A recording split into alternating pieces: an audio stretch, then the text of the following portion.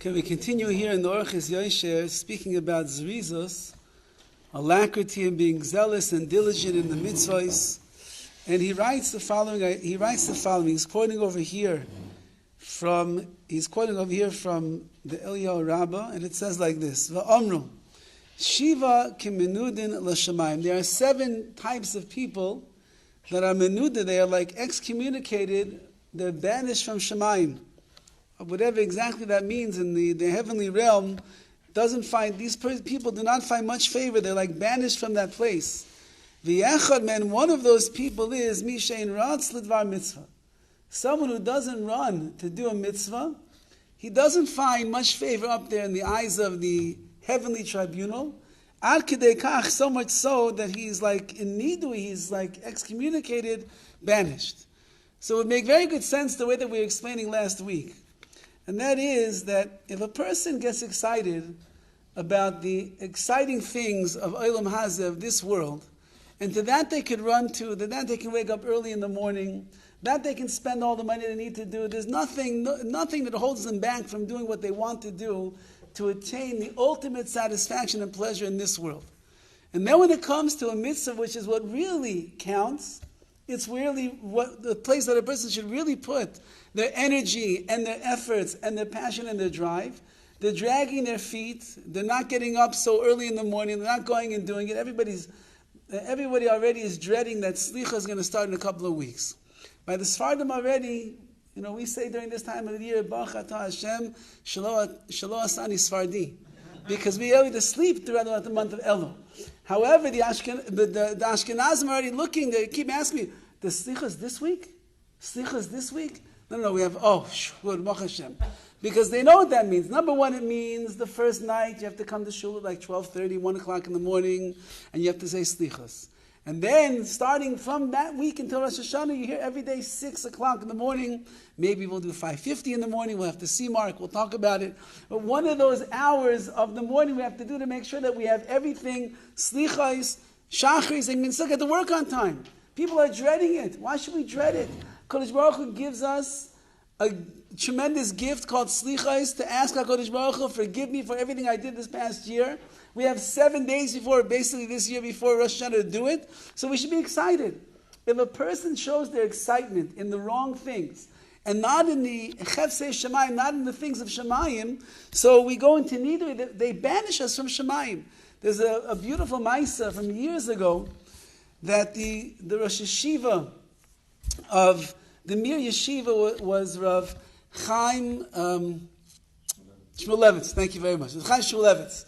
And Rav Chaim Kanievsky, there was a boy that was in the yeshiva, an American boy, and he noticed throughout the year that this boy came out, almost never ever came to Shachris. Ever, the whole year, came to yeshiva. What does this guy go to yeshiva for? To sleep in bed? He goes to yeshiva to go to Shachris, down with a minyan, learn Torah. That's what he goes to. But this kid never showed up once, almost the entire year. And then he would come strolling into first Seder later on, after he got his beauty sleep, had his coffee, had his breakfast, and he walked in. So the day before the Zman, before the Zman of the yeshiva is over, the boy comes to Rav Chaim Kanievsky, and he said, I just wanted to say goodbye to the Rosh Yeshiva.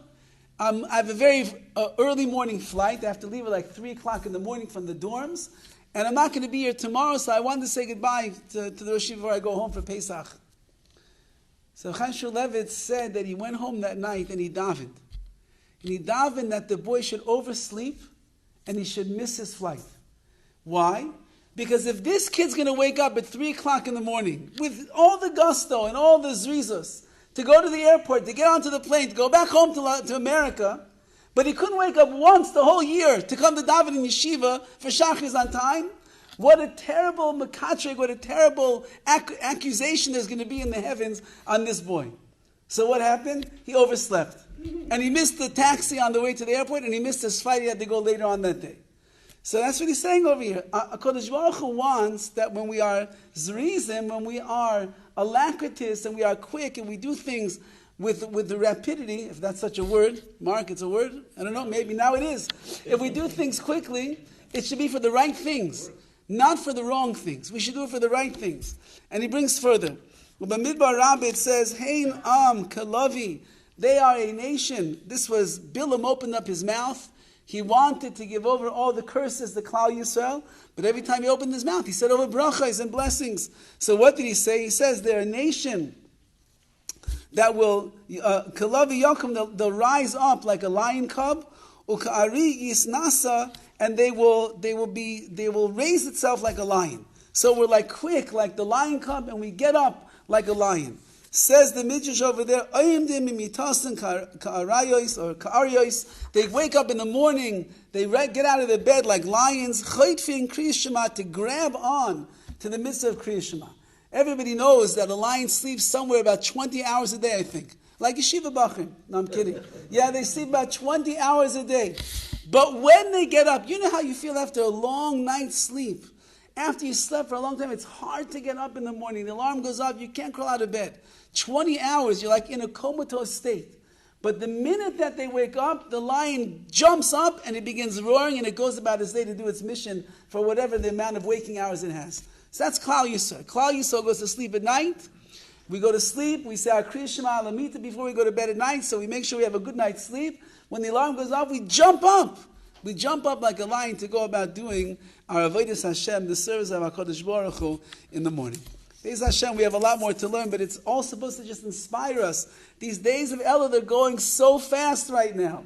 Every day has so much opportunity. You have to chap around, you have to grab on, and in that schus, and Yetz Hashem, we'll stand before our Kodesh Baruch Hu on Rosh Hashanah Yom Kippur. He'll see that we're serious about this, and he'll give us a good judgment for the year to come.